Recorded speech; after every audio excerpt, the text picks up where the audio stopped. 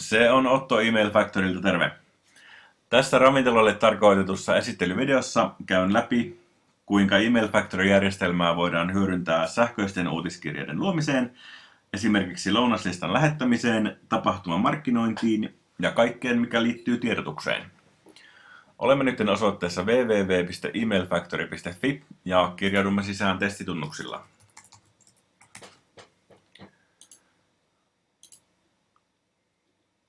Kun kirjaudut sisään järjestelmään ensimmäistä kertaa, voit luoda uuden uutiskirjeen, hallita postituslistoja tai tarkastella tilastoja.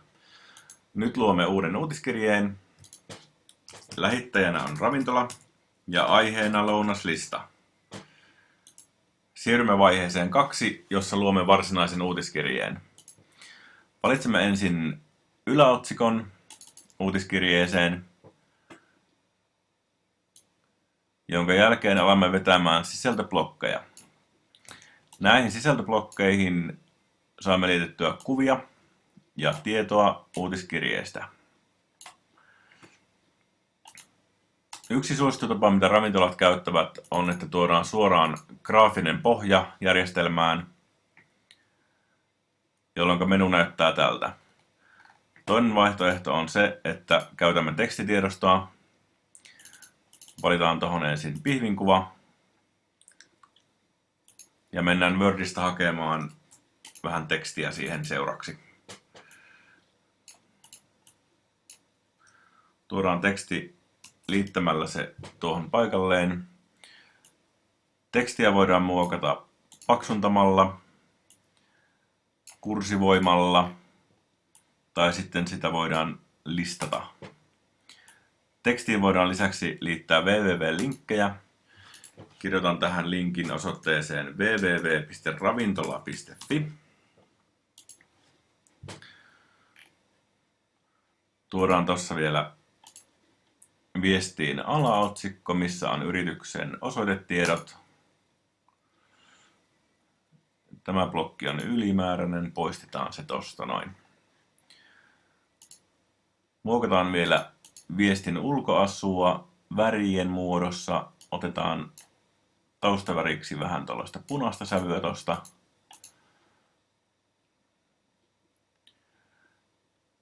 Miten muutan väriä voidaan muuttaa, niin voidaan muuttaa tekstin väriä, sisältöblokkien väriä, tämän ulkoblokin väriä ja muita väritoimintoja. Olen tyytyväinen viestin ulkoasuun tässä vaiheessa, joten siirrytään viimeiseen vaiheeseen.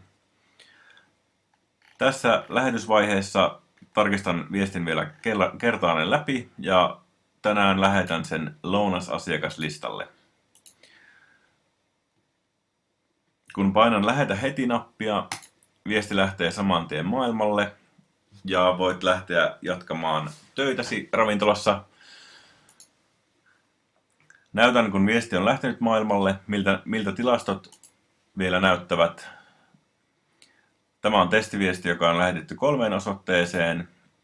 Se näyttää, kenelle kaikille viesti on lähetetty.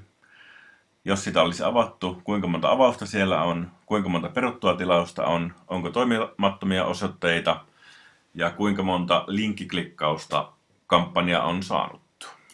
Noita on todella hyvä seurata ja käydä läpi aika ajoittain, kuinka viestejä oikeasti avataan. Kiitos kun kuuntelit tähän asti. Käyn läpi vielä yhden asian, joka liittyy meidän nykyisiin asiakkaisiin. Suurin asiakas tällä hetkellä meillä on Sanoma Digital, joka lähettää sähköposteja Email Factory-järjestelmän kautta. Sen lisäksi ravintolat ympäri Suomen käyttävät meitä, plus myös hotellit, henkilöstövuokrauspalvelut ja niin edelleen. Kiitoksia sinulle kun kuuntelit ja oikein hyvää päivän jatkoa. Moi moi!